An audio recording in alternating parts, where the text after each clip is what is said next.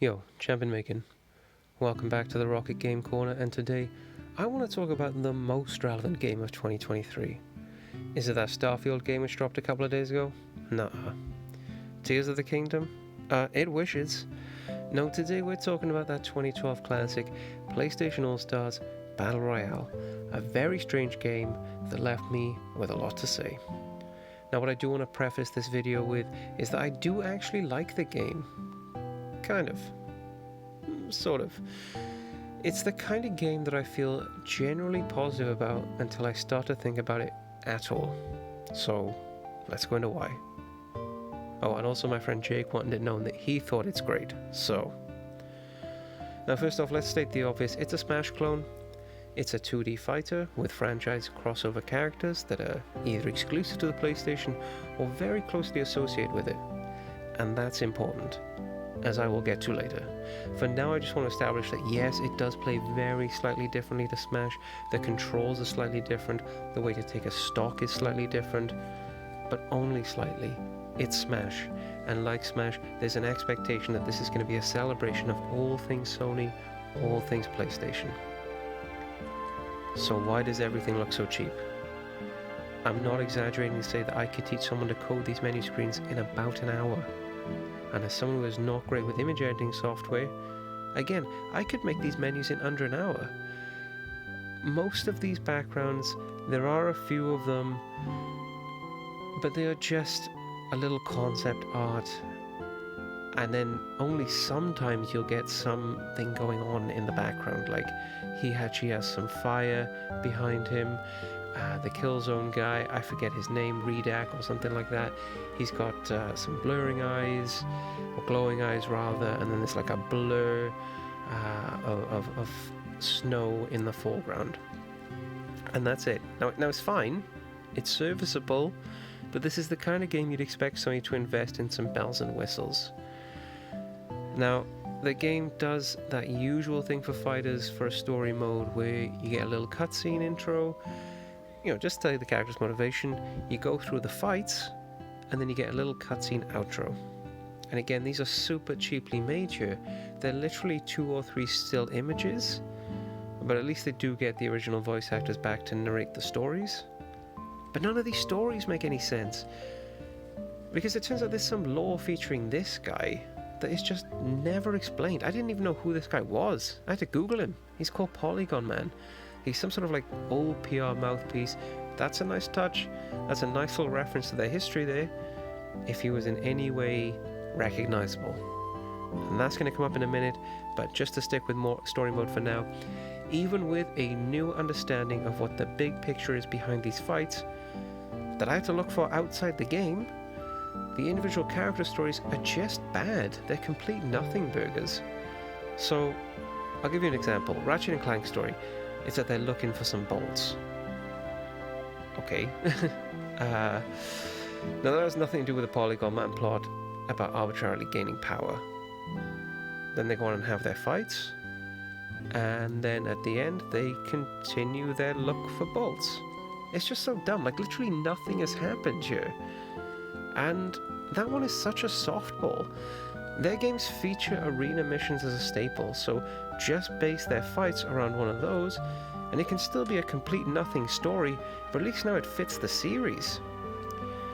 It's the same with Infamous. Okay, so Evil Cole's, his story, his kind of works because he wants to steal Polygon Man's power so that he can, just be stronger. That's like his whole thing, right? But then Good Cole, he wants to meet the other combatants to get them to join him, and then goes on to say, by force if necessary. So he's going to kidnap them, and he's Good Cole. Now look, I haven't played all the characters yet, but none of the ones so far. I've played about half of them. They've all been bad. I don't think there's been a single good one. I guess Evil Cole's was alright, but like I said, it's not good. Now, the roster of characters and how they play, they are obviously the most important aspect of any fighter, but especially to this game where its selling point is the crossoveriness. Well, there's just a very meager 20 characters.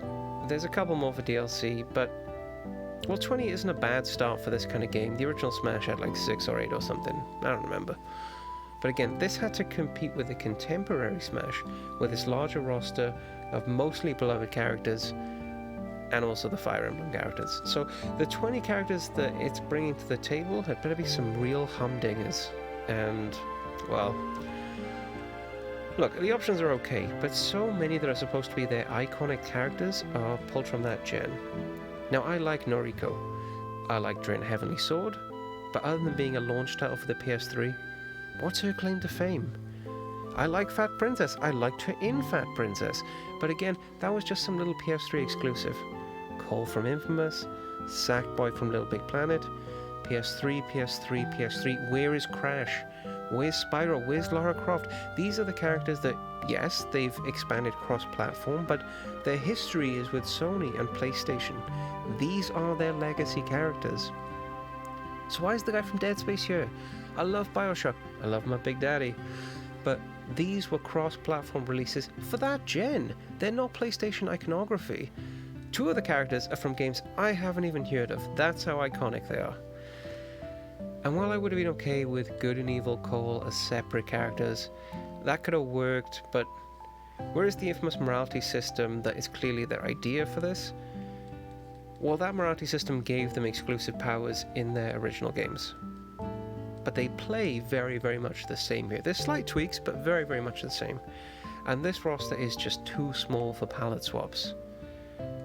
And if we are going to go with that potential for different iterations of characters from a franchise, then why no Dark Jack with his eco powers, or young Jack who could have had combat without guns? Both of these, they're way better inclusions than literally the same dude twice. And I mean, I say that as someone who likes the Infamous series more than I like the Jak and Daxter series.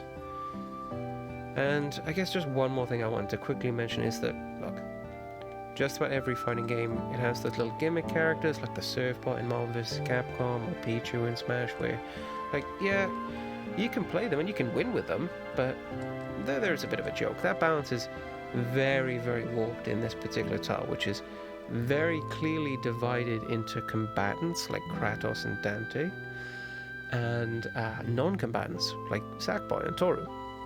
Now, it's not to say you can't fight and win with Sackboy, but you're fighting the tides here. And I'm not competent enough to effectively communicate to you about the hitboxes and the frame data, but you can just take my word for it that this game is not only very unbalanced, but the designer's bandage to that problem seem to just be iframes, which just prevents any meaningful comboing, you know, the kind of thing that you like doing in fighting games.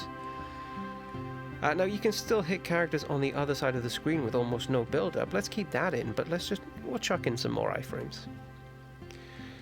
Now, one final grumble I do want to quickly make about this game is all the DLC, because there are pages and pages of it, and that's a lot of efforts that's gone into cash grab cosmetics. You can see where their budget really went to. And honestly, I kind of think at this point there should be some statute of limitations on this stuff. Like, if someone's playing this game now or in the future, just give them the skins. Your opportunity for milking a player base is so far gone at this point that it just looks desperate to still be charging for these. And again, this is supposed to be a celebration type game. Nickel and diming your fan base here especially, it just seems in such poor taste to me. I mean, I can't even play this online without buying some sort of expansion, apparently. Like, that's basic functionality for a fighting game that definitely would have throttled any sustainability of a community.